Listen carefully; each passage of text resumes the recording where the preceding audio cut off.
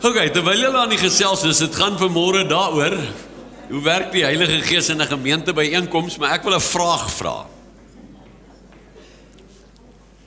Daai volgende skyfie. Hoekom is jy hier? Hoekom het jy vanoggend gekom? Wat maak jy? Hoekom kom jy kerk toe?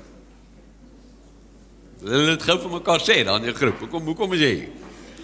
Moet seker 'n rede wees hoekom jy hier is.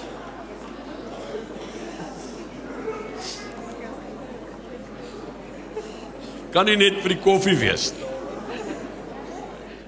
Wie van julle dink julle het iets gesê soos van ek is hier om iets te kry? Ja, is om iets te kry. Alright. Ek dink baie van ons al het dit nie gesê nie, is hier om iets te kry. Dis tog 'n groot rede hoekom jy kom. Jy kom vir 'n goeie boodskap. Jy kom vir lof. Wie van julle het gekom vir lof? Wie van julle het gekom om 'n woord te ontvang? Okay. Het is interessant, wanneer Jezus daar in Johannes 4 met die Samaritaanse vrou praat, dan vat sy hom eintlik aan op 'n stadium oor, julle sê ons moet nou hier aanbid, en ons Samaritane glo ons moet hier aanbid, wat sê jy, Here? En dan sê hy, daar gaan 'n tyd kom, wanneer die Vader in gees en in waarheid aanbid gaan word. En dan sê hy sê, dit sê eintlik so mooi, hy sê hier in vers 23 van Johannes 4 sê hy, want die Vader soek ook mense wat hom aanbid. Die Vader soek mense wat hom aanbid. So jy moet daaroor dink dat,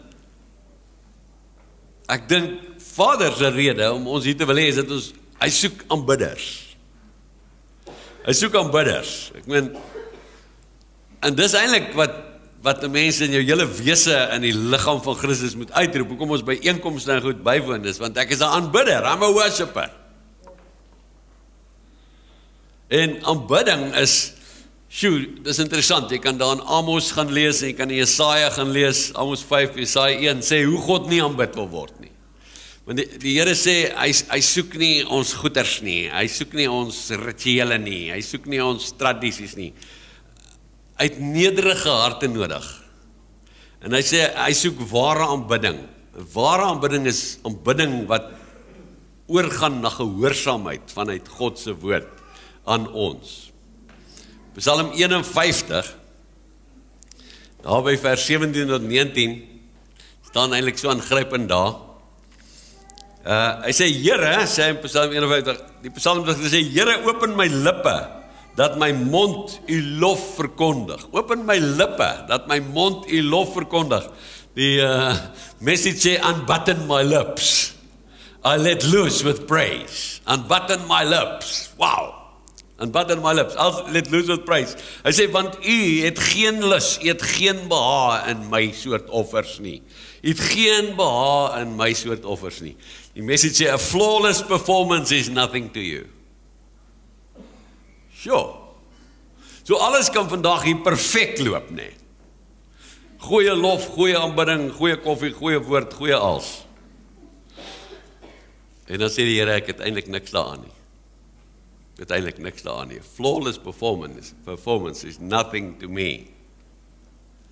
Hy sê die offers van God is 'n gebroke gees, 'n gebroke en 'n verslae hart, sou u, o God, nie verag nie. Engels sê dit vir my so mooi. Hy sê, pride shattered, heart shattered lives, ready for love, don't for a moment escape God's notice. Wow, dit is waaraan God 'n behoefte het, wanneer ons hier by hom kom. Hy soek nederige mense met 'n verslae hart, met 'n gebrokenheid voor die Here, met erkenning van hoe ontsaglik nodig hulle hom het, wat voor hom kom staan, om hom te aanbid. Ons het gekom om te gee. Dis wat ons hier maak. Ons is nie hier om te sit en ontvang nie. Ons is hier om te gee. Ons is hier om te kom gee. En hy sê so mooi, as hy daar aangaan in Psalm 51, dan mens kan dit opsom. God loves acts of worship, small and large. God het 'n behoefte aan acts of worship. Die Here hou daarvan om aanbid te word. Ja. Nou dink nou weer, is dit hoekom jy hier is?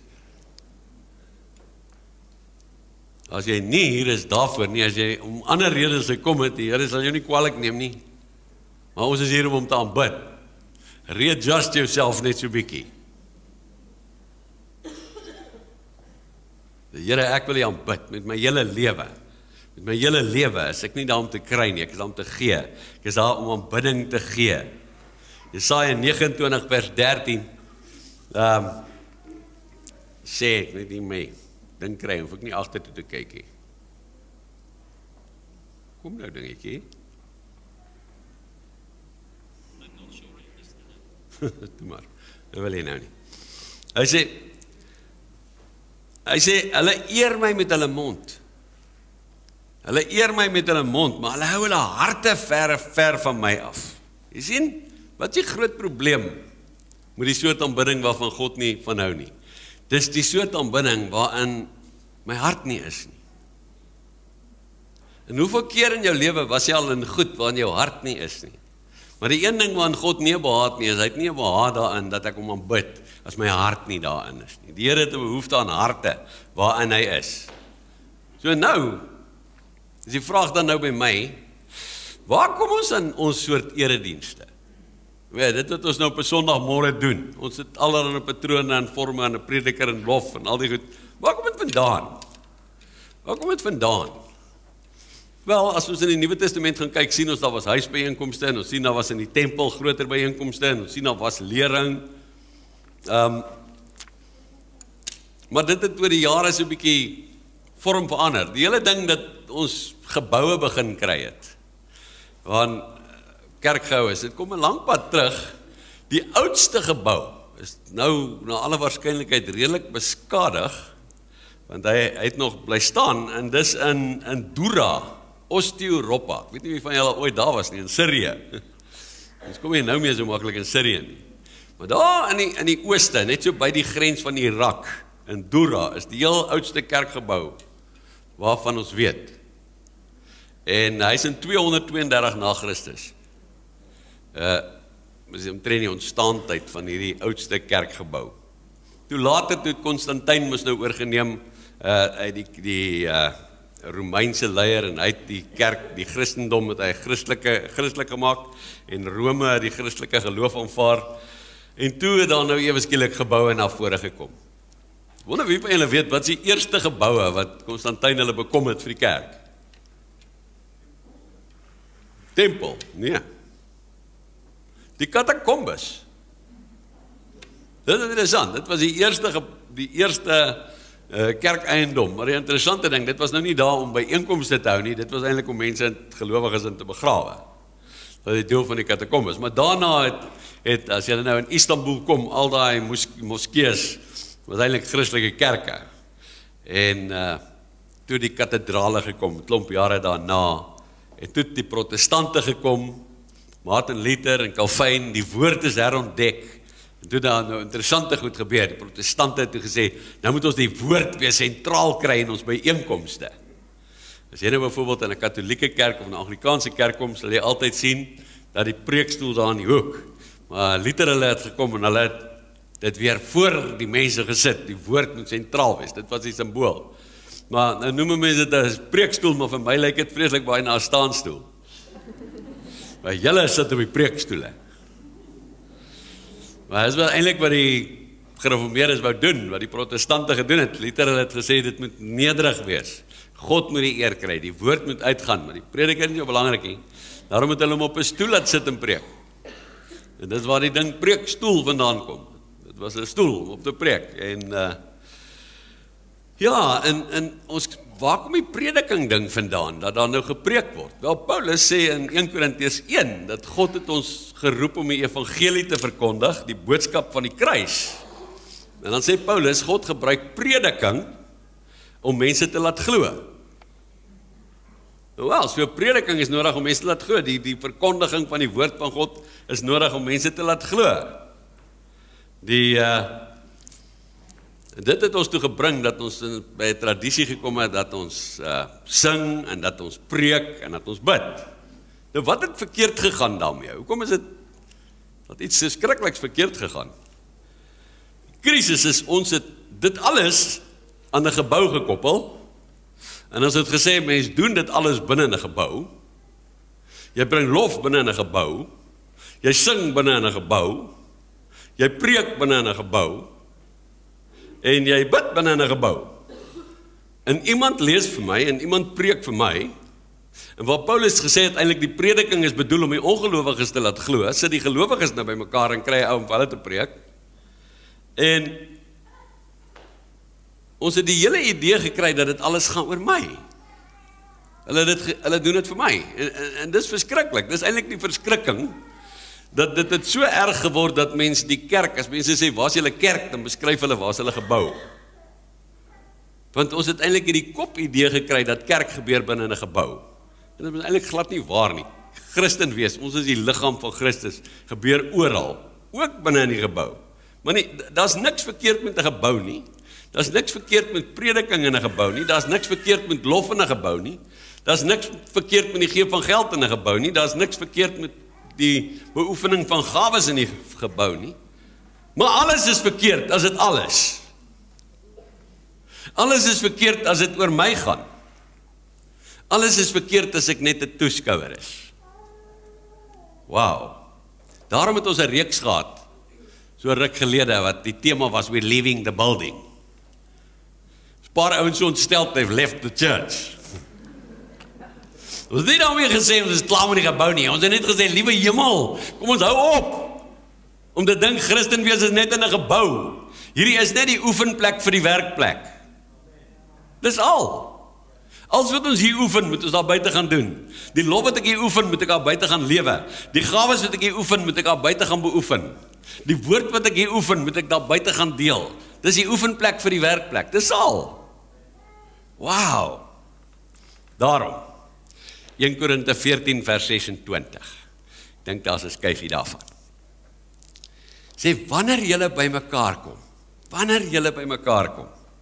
dan elkeen van julle 'n psalm, of 'n lering, of 'n taal, of 'n openbaring, of 'n uitlegging. Sjoe! Die Engels sê, when you gather for worship, each one of you be prepared with something that will be useful for all. Daarom het ek vanoggend gevra, hoekom is jy hier? Wat het jy jouself voorberei vir hierdie byeenkoms? What have you prepared you for? Wat bring jy vir ons? Sing a hymn, teach a lesson, tell a story, lead a prayer, provide an insight, offer a tongue, interpret it. Ja. Nou my vraag is, hoe doen mens dit? Hoe op die aarde gaan ons dit reg kry? Dat elkeen van ons 'n bydrae kan lewer. Hoe gaan ons dit hier reg kry? Hoe gaan ons daai teks vat en hom toepas in ons byeenkoms vanmôre? Ek dink, dit sal die heel maklikste wees as ons dit toepas in 'n klein groep. Stem julle saam? As ons 5 mense of 10 mense by mekaar is, dan kan ons nou na Johan se getuienis luister, ons kan na Gerard se getuienis luister, ons kan na Net se getuienis luister, ons kan na jou luister, ons kan na jou bydrae luister, ons kan die woord wat die Here vir jou gee kry, ons kan die lied wat die Here op Ben se hart lê kan ons sing. So dis eintlik die maklikste plek. Daarom in die Nuwe Testament het die ouens so met huise by mekaar gekom. Ek dink ons het die pot 'n bietjie misgesit. Ek dink ons klein byeenkomste bly ons belangrikste byeenkomste. As ons wil regkry wat die woord sê. Maar daar is ruimte vir die groter byeenkomste. Natuurlik is daar. Daar's nie altyd in 'n diens van 'n uur en 'n half tyd vir elke ou om iets te sê of vir elke ou om deel te neem nie. Maar daar moet wel vir jou 'n plek wees. Daar moet wel vir jou 'n geleentheid wees.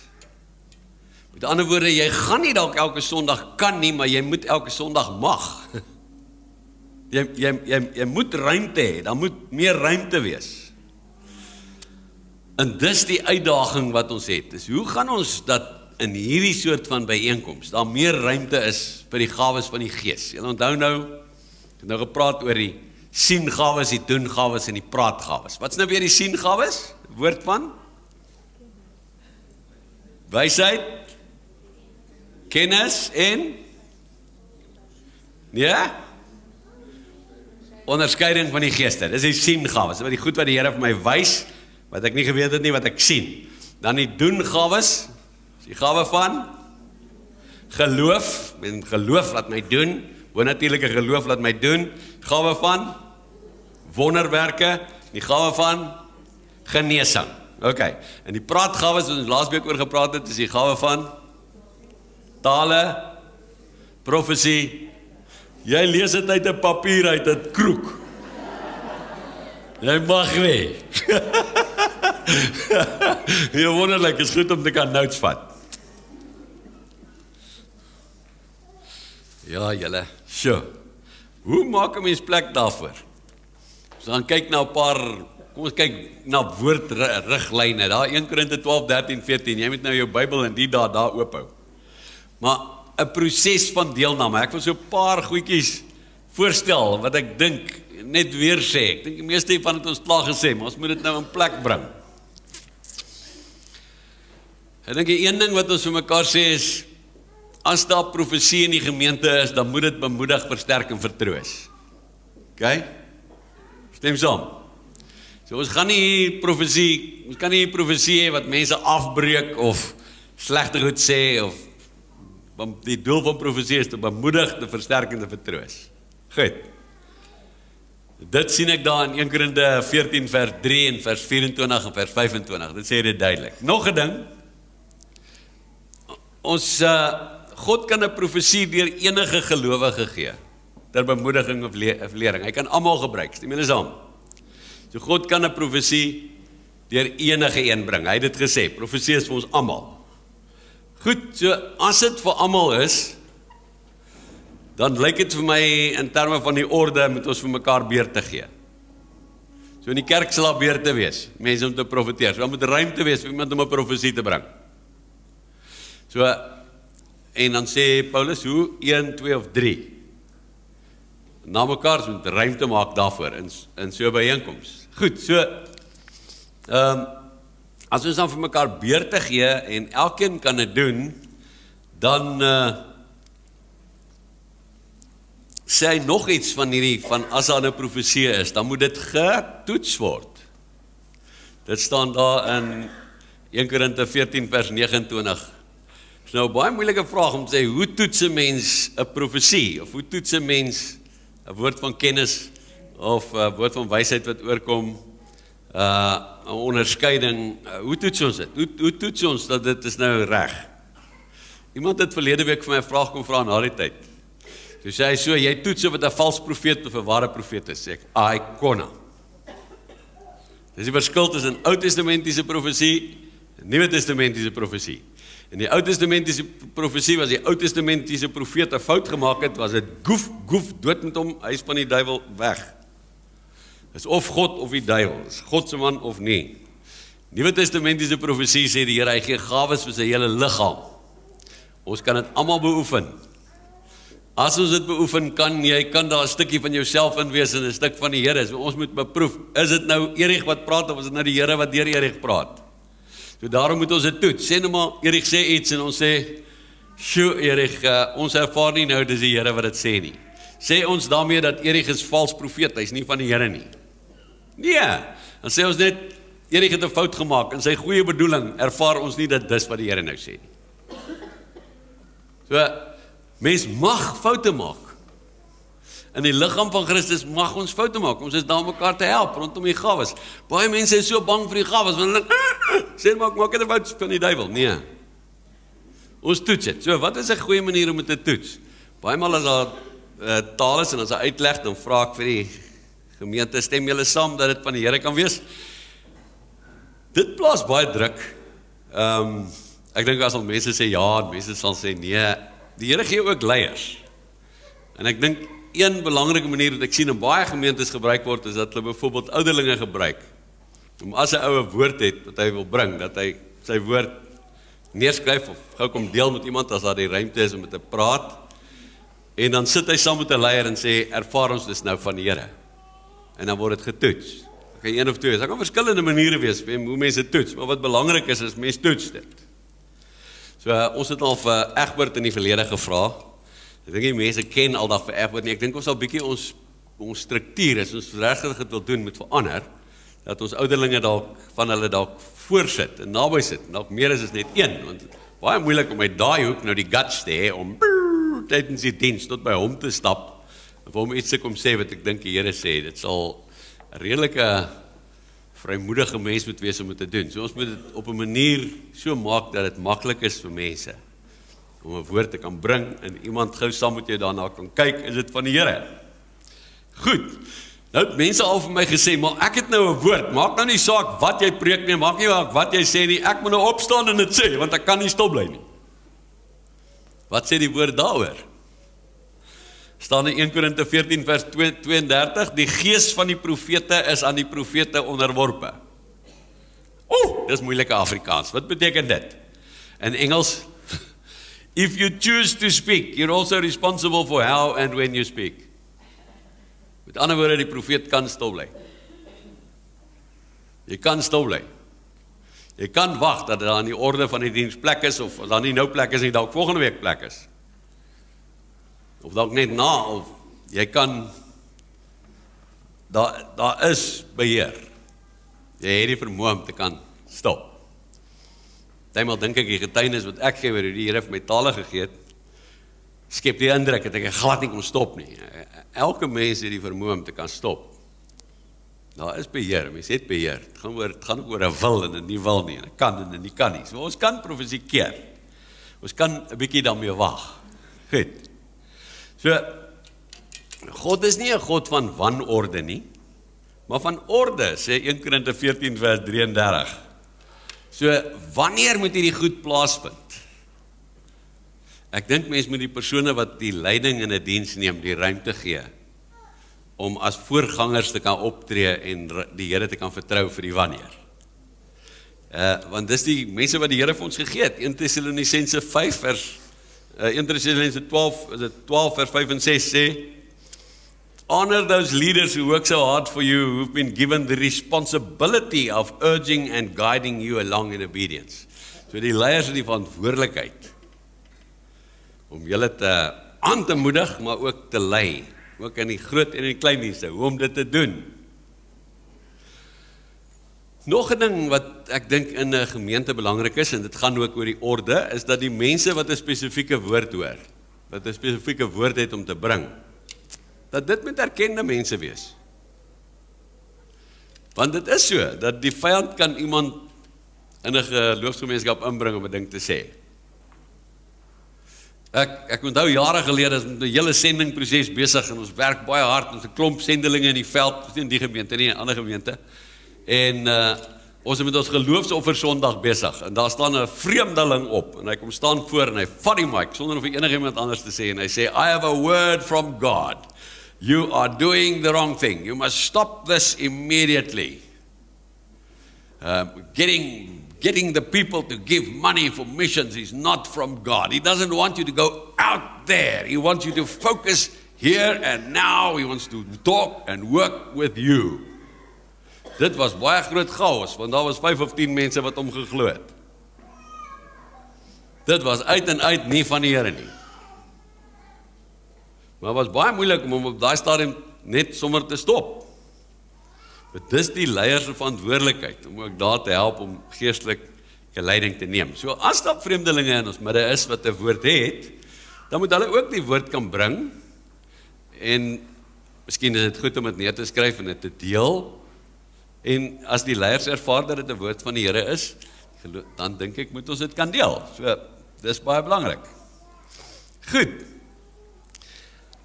Ek dink julle moet besef dat die doel is nie glad nie om mense se monde te snoer nie. Ons wil nie mense inhibeer nie. Ons wil juist die gawes geleentheid gee om tot sy reg te kom. Ons soveel as moontlik daarvan tot sy reg laat kom. So as ons nou kyk na so 'n bietjie na tale en die uitleg daarvan, dis nogal baie interessant. Ons verlede week ook 'n bietjie daaroor gepraat. Maar onthou die fokus. As 'n mens met tale besig is, ek wil hê julle moet dit onthou, die fokus is altyd op die woord wat die Here bring en nie op die boodskapper nie. So dit moenie een oomblik gaan op hierdie ou wat nou hierdie wonderlike taal van die Here gekry het. Dit gaan oor die boodskap, nie oor die boodskappe nie. En dit 1 Korinte 14 vers 5 en 12, kan julle daar gaan lees. Interessant, ek het altyd gesukkel om hierdie ding te verstaan, want nou kom Paulus en dan sê hy, julle kan altyd in die gemeente profeteer, want daardeur bou julle mekaar op, en tale is in die meeste geval net om jou op te bou. Hy sê, ek sal eerder 'n klomp woorde profeteer, as om dit in 'n gemeente noodwendig in tale te praat, want die ongelowige gaan dit nie verstaan nie. Maar dan sê hy, in 1 Korinte 14 vers 22 tot 25, tale is gegee as 'n teken vir ongelowiges. Wat op die aarde beteken dit? Is nou 'n teken vir ongelowiges. Dit werk doodeenvoudig so, dis goed as daar taal in 'n gemeente is, maar dan altyd met 'n uitleg. As daar nie uitleg is nie, sê Paulus, dan gaan die ongelowiges totaal verward wees en sê, julle ouens het net van julle trolley afgeraak. Wat gaan nou hier onder hierdie mense aan? Maar wanneer daar 'n taal is, en daar's 'n uitleg, want ons het laasweek gesê, taal en 'n uitleg is 'n profesie. Wanneer daar 'n taal is en 'n uitleg, dan kom 'n ongelowige en hy sê, wie praat nou daar? En die hele idee is dat daai persoon sal besef, die Here is in ons midde. This is not from man, this is from God. Dis 'n bonatuurlike ding wat hier gebeur. Daarom is die talige gees 'n teken vir ongelowiges. Wow! Dis eintlik 'n goddelike oproep vir ongelowiges. Sjoe, dit sê God is in ons midde. So ek dink baie maal maak ons die fout, as daar 'n taal gekom het, dan moet ons ook die oproep maak, as daar dalk ongelowiges in ons midde is, of mense wat stoei in hulle verhouding met die Here, dat hulle daarop kan reageer. So daar kan dalk baie meer iets soos 'n altarcall wees, nadat daar taal was, want God praat baie pertinent, is 'n teken vir ongelowiges. So, okay, so onthou, ek sê ons wil nie in die beer nie, ons wil 'n veilige plek skep vir gelowiges, om te kan oefen, want hier is die oefenplek vir die werkplek. Profesie is nie net bedoel vir hier nie, profesie is bedoel vir Pick n Pay en vir Woolies, en profesie is bedoel vir jou skool, en profesie is bedoel vir daar by die werk, en 'n woord van kennis maak 'n reusagtige verskil in die samelewing. Ons oefen dit net hier. So daarom is dit nou baie belangrik. Raak ontslaaf van 'n stemtoon. Raak ontslaaf van so sê die Here. Nee, ou Woolies gaan sy as afskrik as jy so sê die Here. En ek moet jou sê, ek skrik ook my as af as jy sê so sê die Here.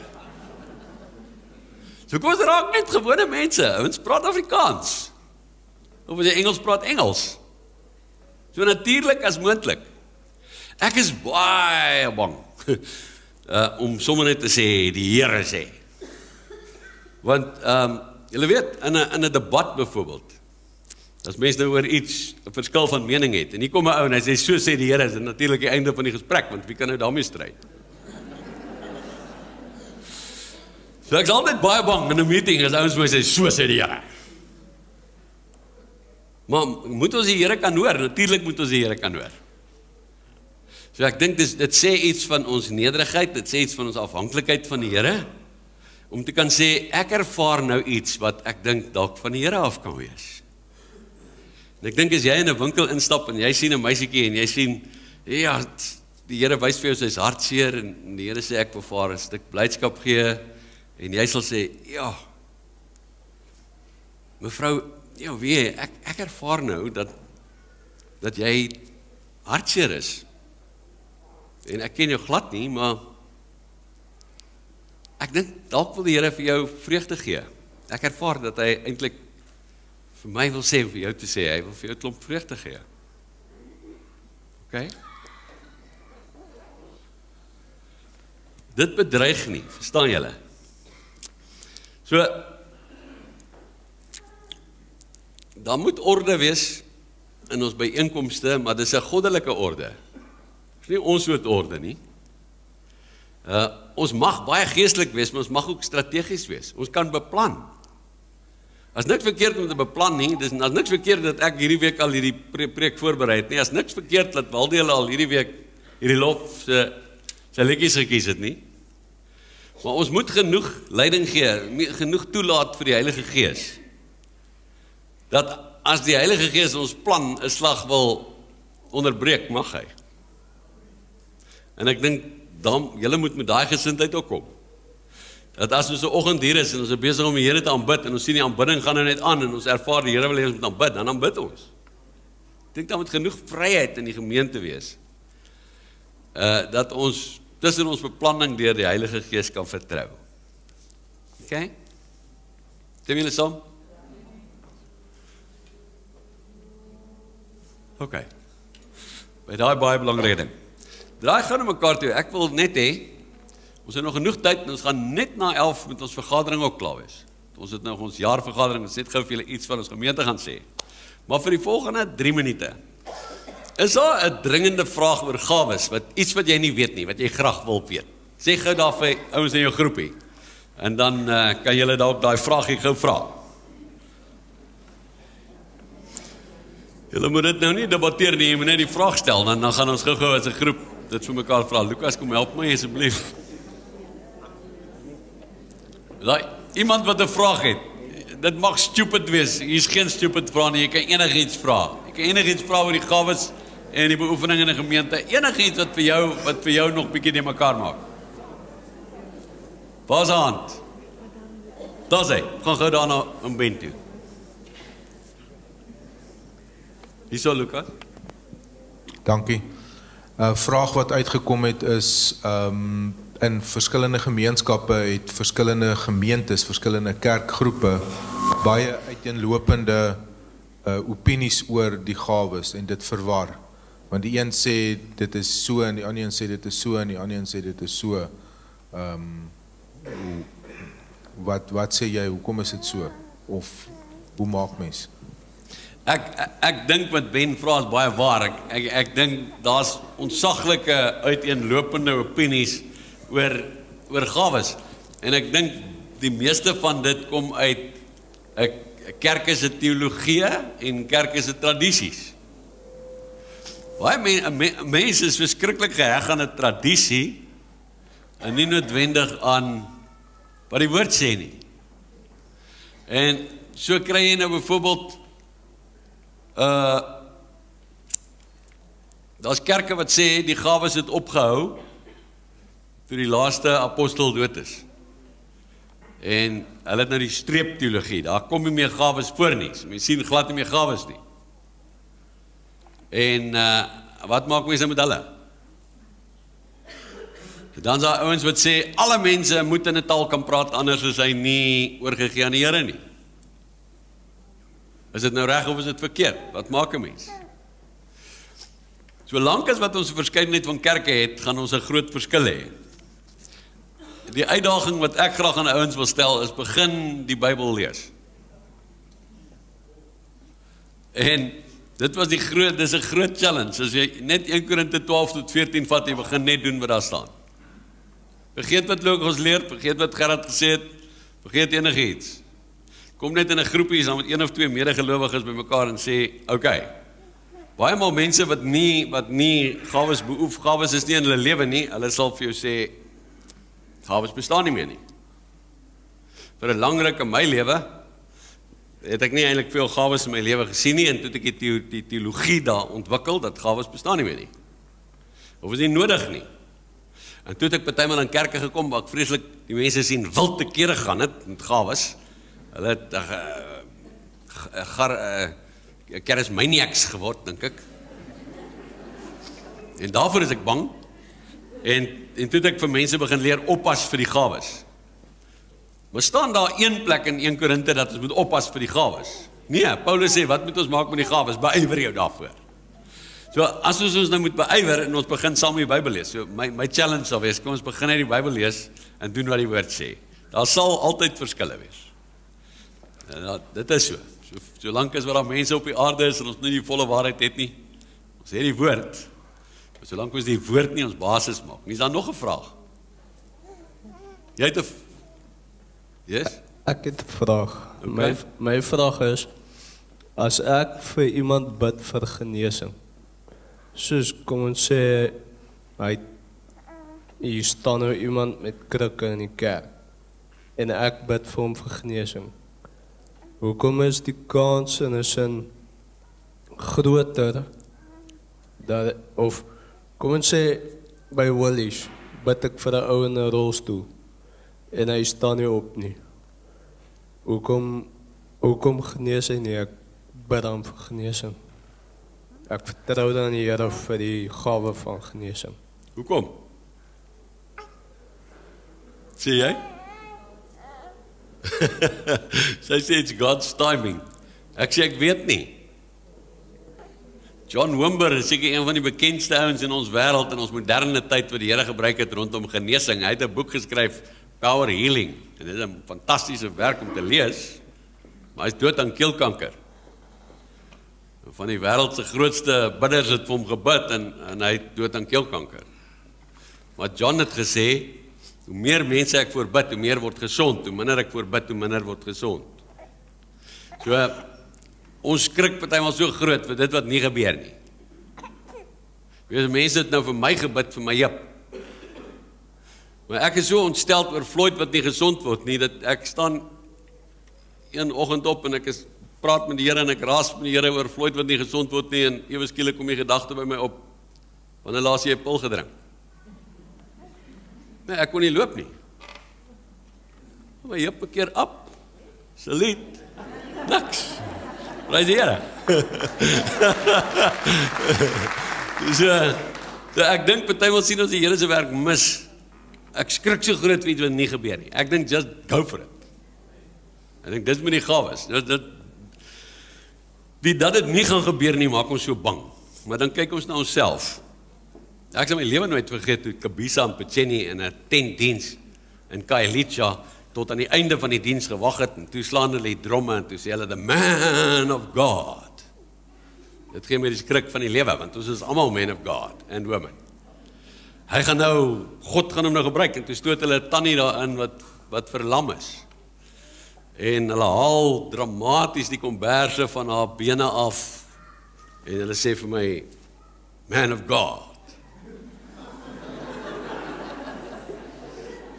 Ek het my flou geskrik. En ek glo in al hierdie genesings en ek weet die Here doen wonderwerke en die Here het vir daai ou wat daar staan wat hierdie vraag vra, 'n brein gegee toe hy 'n baba was wat die linker helfte van weg was. Dis groter as vir daai tannie om op te staan. En dis medies 'n gestaafde feit. Maar ek het gebid en gebid. Weet julle wat gebeur met mense selfbeeld?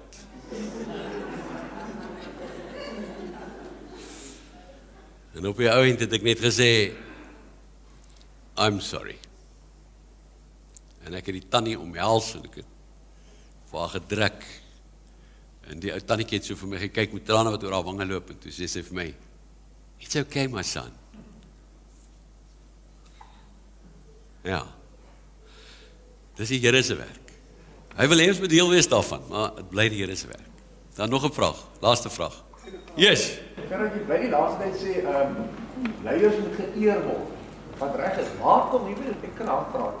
Waar kom leierskap vandaan? Wat maak 'n mens 'n leier? Ek dink dis 'n ons kan 'n reeks daaroor preek. Maar ek dink leierskap, die Bybelse rigting vir leierskap is die Here, ons is almal volgelinge van Jesus. En ek dink die Here sê baie duidelik dat ons moet vir niemand Here sê nie. En ons moet vir niemand meester sê nie, ons moet vir niemand vader sê nie. Of jou pa sê pa. Maar ek dink wat die Here daarmee sê, is niemand moet sy plek wil inneem. So die leierskap wat ek sien wat die Nuwe Testament van vol is, daar was leiers, Timoteus het die gemeente gelei, Paulus het leiding geneem, Petrus het 'n rol van leierskap gespeel, maar dit was altyd 'n leierskap, dit was 'n omgekeerde leierskap. Die leierskap waarvan die Bybel praat is 'n servant leadership. Dit is nie 'n heerskap wat wil beheer en manipuleer nie, dis vanuit diensknegskap dat die Here wil hê dat ons moet lei. So maar lei is maar net om voor te loop. om Jesus so te volg, dat ander saam met jou Jesus wil volg. Ja. Amen.